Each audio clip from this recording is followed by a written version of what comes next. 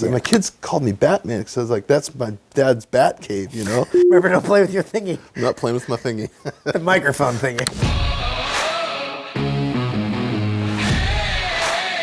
You are listening to EMS with your hosts, Erik Axene and Matt Ball. So what are we going to talk about today, Matt? We're going to talk about a very hot topic. All right, what do you got? Well, it's a couple things of trivia here. Oh, trivia. Okay. Yeah. So why do we use the Dalmatian in the fire service? What's the significance of the Dalmatian? Oh, Dalmatians. I didn't know this. I think I've heard this before. Good companions. I don't know. I don't know specifically. They get along well with horses. Oh, okay.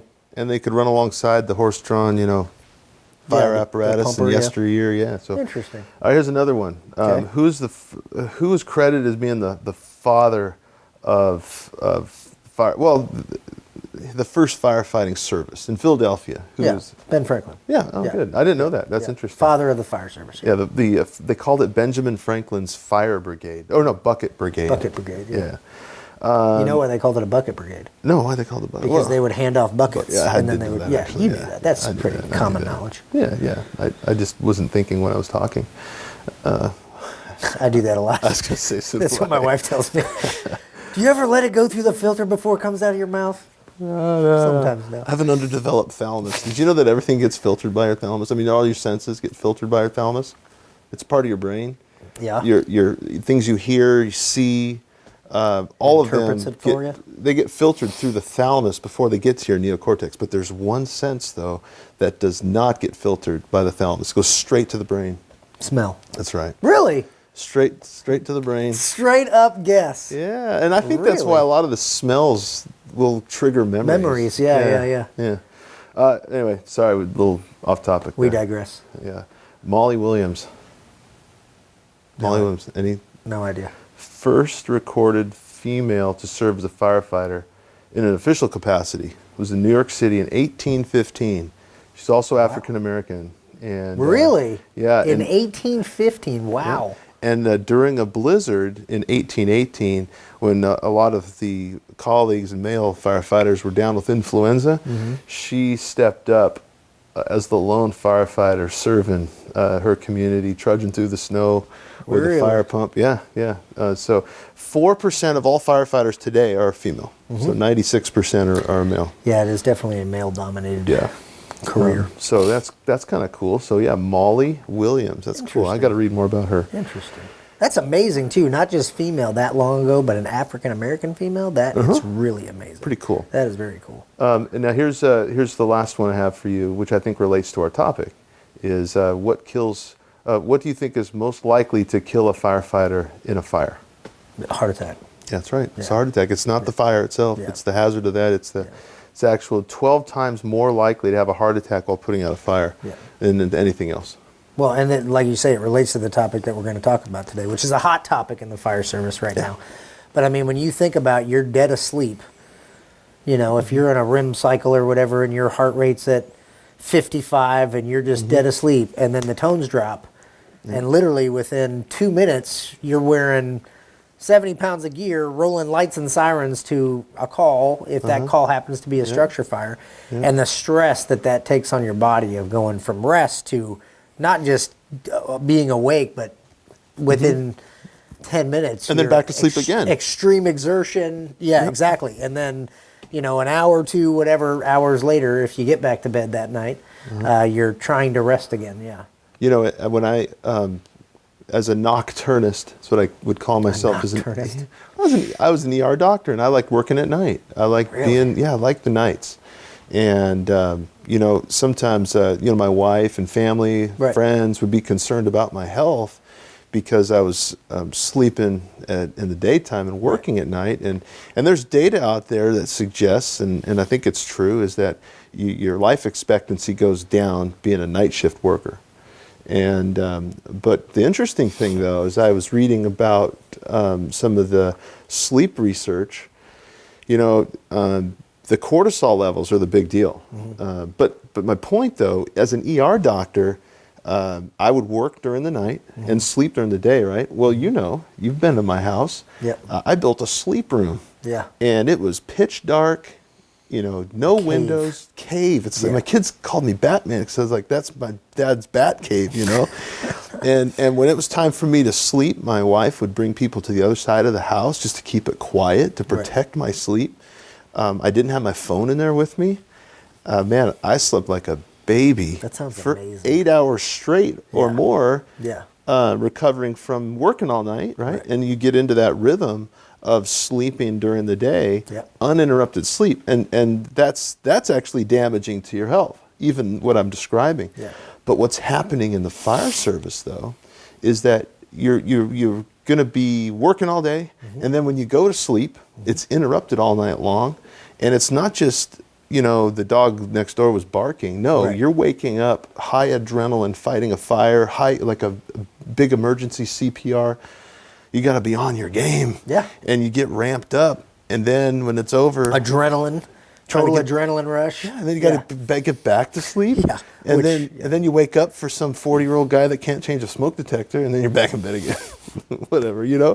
So that interrupted sleep it's taking the sleep deprivation to a whole new level. So it's not just being a night shifter kind of thing, right? Yeah. It's so much more damaging to your health to have that interrupted sleep, and your cortisol levels are all over the place. Your body is confused, and the cortisol levels have been tied to a lot of health abnormalities, inflammation, which is kind of that's how we develop these plaques in our arteries. It's not just a bad diet. The inflammation actually contributes to a lot of the comorbidities of heart disease. Right. Yeah. Which is, again, that's the big push right now, big hot topic in the fire service is the 48-96 schedule. So, traditionally most departments have worked at 24, 48, 24 on, 48 off, And now a lot of departments are going to 48 hours on with 96 hours off. Yeah. For the exact reason that you're talking about, is allowing firefighters to go home and not just have, one night of rest. Because you think about it, like if I'm right now where I work, it's 24 48s. So I sleep or whatever, I get off that morning, I go home, I get a full night's rest that night, but then the next night, I get up at 4 a.m. to get ready and come into the station. So, and you're almost kind of thinking it, and you don't really let your body, even at home, especially, I think, I've worked at busy stations and I've worked at slower stations, and I've worked at busier stations where you are running, a lot of calls at night, it's hard. What's a lot? I think I read that nationally the average is 2 or 3 on average a night. That sounds but some busier stations, some folks don't have any calls. Well, you think about if you're 8 hours, if you go to bed at 10 o'clock at night and you're getting up at 6, 8 hours, and you get up 3 times. But again, like you said, you're not just getting up to go pee. No. You're getting up, and if it's a fire, you're going to be out there for hours, typically. If it's a major accident, if it's an EMS call, you're looking at least at my department, you're looking at about an hour round trip. Yeah. From the time the tones go off till, you make the call, you take the patient to the hospital, you drop them off, you come back, you do your report, you're looking at about an hour for just the call time. But then you finish your report, you go lay in bed, and you get this out, and you sit there looking at your cell phone, what everybody does. You sit there for 20, 30 minutes trying to wind back down to go to sleep. So now you're looking at an hour and a half or maybe even 2 hours. And again, all that's dependent upon your transport times, all that. Then you finally doze off again, and then bam, the tones hit again. Right. And you make another call. When I did a ride out on a major in Dallas, they were getting toned out. We'd come back, crawl into bed, and it was every 15, 20 minutes. We'd get another call. Yeah. And you'd run that call and come back and lay down in your bed for, maybe 30 minutes. And boom, you're getting up. Yeah. So those guys working in busy systems, especially on an ambulance, they're running 10 calls a night. Yeah. They're just nonstop. Yeah, doing a 48-96 there may not be ideal. Yeah. The one thing I noticed when I was on call working in the hospital, maybe on a rotation in ICU, for example, I'm sleeping in the hospital. And I remember back gosh, this is a long time ago. Back when the Earth was young, we were using pagers. You know. Oh yeah, yeah. The numbers in it. Yeah. And I remember the 911. the dang buzz. You know, when there was something happening, a code blue or whatever, I had to cover the whole hospital. I felt this weight on my belt, so to speak, of having that pager, and I didn't sleep well. Yeah, even if I didn't get any calls. Yeah. I never felt totally rested just because I was just waiting for the buzz on my and I sleep pretty heavy, so I couldn't put the pager on the bedside stand in the little sleep room I was in. I was afraid it wouldn't wake me up, so I had to wear it, and it would startle me. Yeah. And I had to go and run a code down the hall in the ICU. Yeah. But even if I didn't get a call, I still didn't get restful sleep. Maybe, I don't know, do you feel that way? Oh, 100. And I'm the opposite. I'm a light sleeper. I mean, a mouse farts and I wake up. You know, that's just, and that has become worse working in the fire service. And again, especially at a busy station where, you know, you lay down and you're kind of like, and I'm sure every fireman's probably think this like, oh God, please just let me get a full night. I just want to sleep. I'm so tired, especially like you said, if you've had a busy day running calls and training. You just lay down in that bed and you're just like, oh, please don't let the nursing home call for a fall patient, you know, something silly. One thing I like to do as medical director is sleep at the station and do a ride out, not just during the day, but overnight. Yeah. And I, sleeping in that room, I don't sleep well. It kind of reminds me of being on call. Yeah, you're on and alert. And I'm just waiting. And I remember, this is a few weeks ago, I was sleeping over at Station 2. And I got a call. The tones went off, and actually happened to be for a smoke detector. And this guy, he had to have been a professional football player, like very capable of climbing a ladder. Oh yes. Anyway, so that was the call. But I remember when the tones went off, I forgot where I was. I was so confused. Done that. Wait, am I where? Or I'll wake up and I'll think, did the tones go off? Did I miss something? Yeah. The heavy sleepers, a lot of times, will sleep in the recliners. But yeah, back to that 4896 topic. That's a big topic right now because there's a lot of data and there's a lot of research that keeps coming out that having those 96 hours to really get rest, really get a night, 2 nights, 3 nights of a good night's sleep, reconnecting with your family, having that time. Is really showing signs of being really beneficial for firefighters, their health, their mental health, not just their physical health, but their mental health as well, because like you say, they're reconnecting with their families, and a lot of departments in this area are starting to go to it. My department is currently gathering data and looking at the benefits for us as firefighters. So it's interesting. Everybody that I have talked to, who has worked in a system that does it, they said they loved it. Even the people that were against going to it at first, once they went to it, even the naysayers were like, I would not go back to working at 24/48. So I don't know what else. Busy department?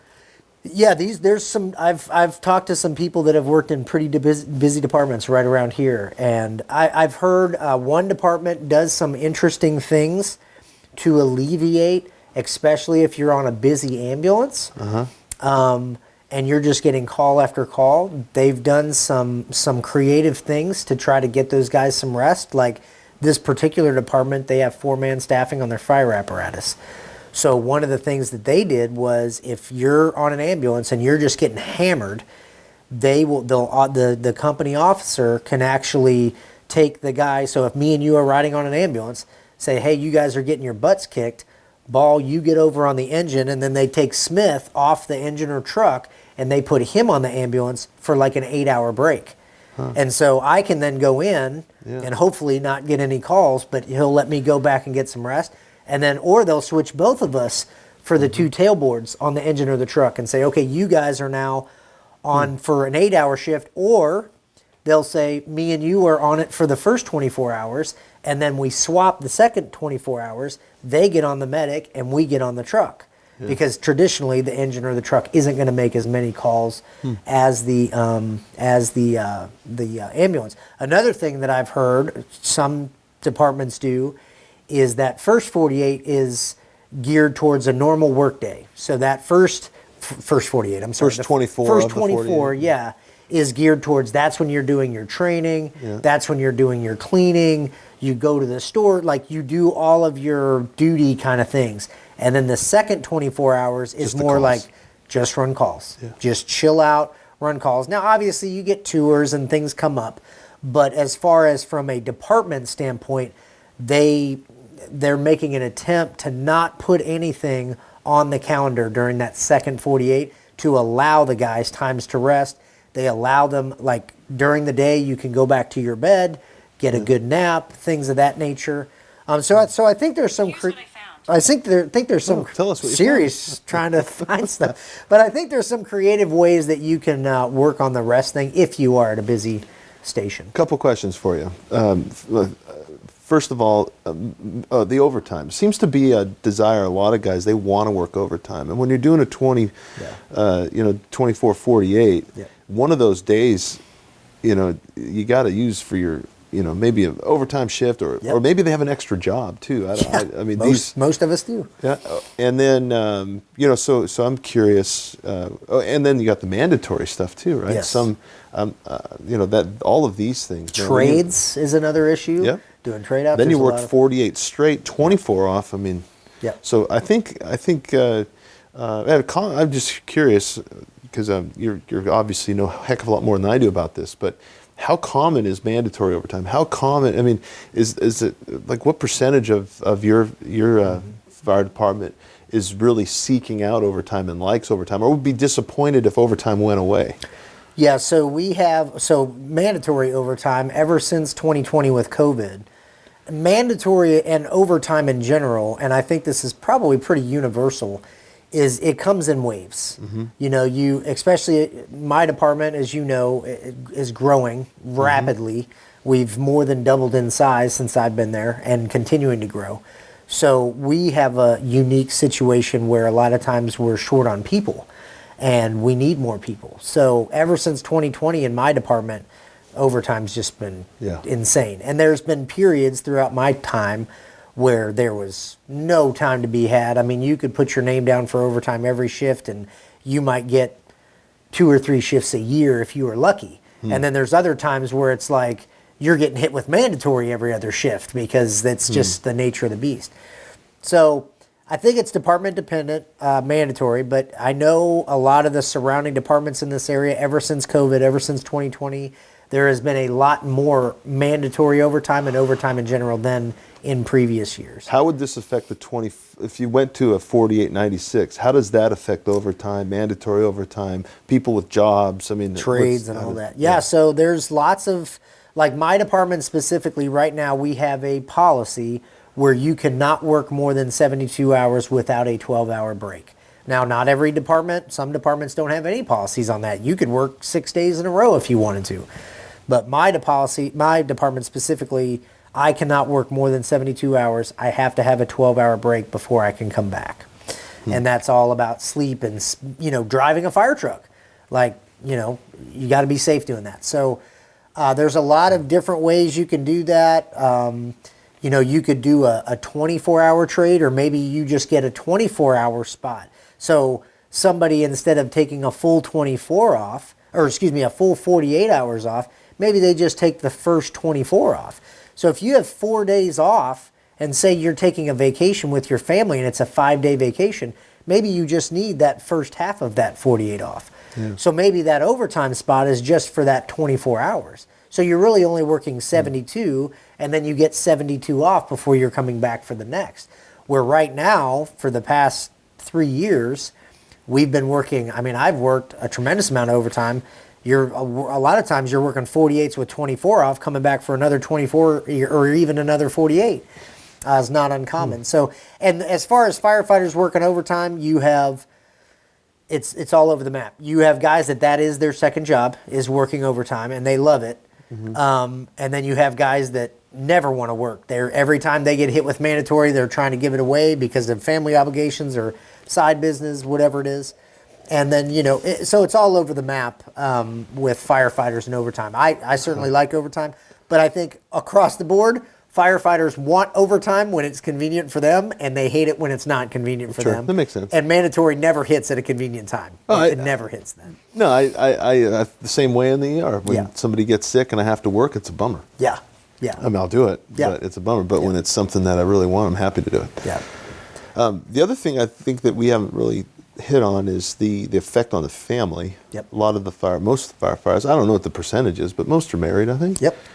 I mean, I'm not sure on divorce rates. And most all are that married to stuff. nurses or teachers. Nurses and teachers, Yep, okay. typically. Okay. Yeah. And, the other thing, when you're working a 24/48, I know for me personally, as an ER doctor, like if we go on vacation and I'm coming straight off a night shift and we're getting in the car to go drive somewhere, right? Yep. It usually takes a day to recover from the shifts that I worked. Yeah. I mean, I'm there with the family, but mentally I'm not fully engaged. physically. It usually takes a period of time for me to kind of get where I'm really fully engaged with the family. I'm fully myself, and I don't know. It's almost like I'm in a fog a little bit for a period of time. 100%. And then maybe after 24 hours, I'm just throwing that number out. And it's like, okay, I'm back to normal now. Well, it's rest.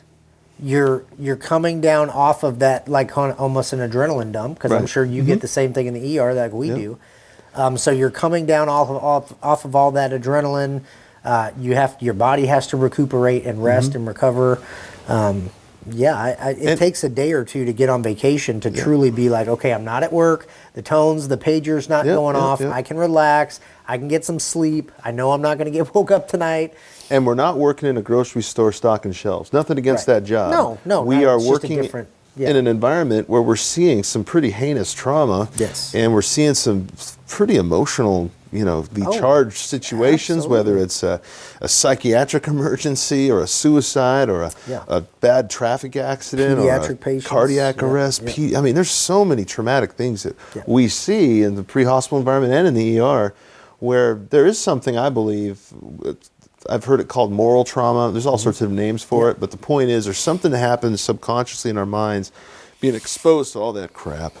Not a better word for it. It's tough. Well, and there's you could even talk PTSD, which is a whole other topic, but they talk about military. You go in and those guys get an extreme amount of trauma in a short period of time, whereas a firefighter, a police officer, EMS worker, you're getting small doses, but it's over 20, Cumulative. 30 years. And when you add that up, I mean, I've even heard veterans say the amount of trauma that first responders get is way more because they never get a break from it. Like those guys will go on a tour, and 6 months, a year or whatever, and then they come back. And maybe they're in the military. Now, certainly you have career military people, but again, that's kind of a side topic. But that constant year after year after year, call after call, that totally affects your sleep. And I don't think people understand. And I'll do men's health talks from time to time as a physician, and sometimes, and we've talked about this before, and we did a podcast on it too. Yep. It's like it's not all about exercise and nutrition. No. Rest and not just sleep, but mental health too. Yes. And we get recharged in our families when we have a positive family environment. Yep. But if you're also going through a divorce or you have family stresses, financial stresses, home's not that restful. No. And then we find ourselves working more overtime, and now it can become a vicious cycle. And I think that is a large part to bring it back to what we started our conversation with, are the health detriments of our jobs. It's hazardous. And I'm not, and we could do another podcast on the hazardous chemicals and toxins that we're exposed to in the fires. Entire other story. Which contributes to the overall health of a firefighter, and there's a reason why the life expectancy is lower. Now, there's a lot of stuff out there. We're not going to get into it right now. I've heard people say that, on average, firefighters live 5 years after retirement. I've heard 10 years lower than the average. There's a lot of different numbers. But the point is that you are sacrificing your health and wellness and your longevity to serve other people, which it's great, right? But is it really necessary? Are there things that we can do to prevent some of those health detriments? How significant are the toxins that you're exposed to? How significant is the emotional trauma on you and your family? And how does that it's not just the effect on the family and your sleep. It's also the relationships with your spouse, your significant other, your family, your kids, or whatever, your friends. I mean, we as humans need relationships, and we have to foster those. And if you're working in these environments, working overtime, tired, it's hard to maintain relations. High divorce rates, that's for sure. Yeah. So what do you think? I mean, when you think about all the things that can affect the health of a firefighter, what do you think is the number one thing that's going to be a health detriment?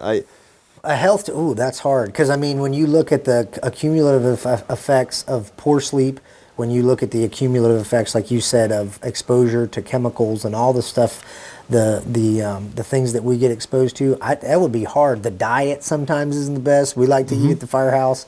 So I think all of it, it relates back to a balance. And if you choose that career, you choose the risks, which we all do willingly, no problem with that.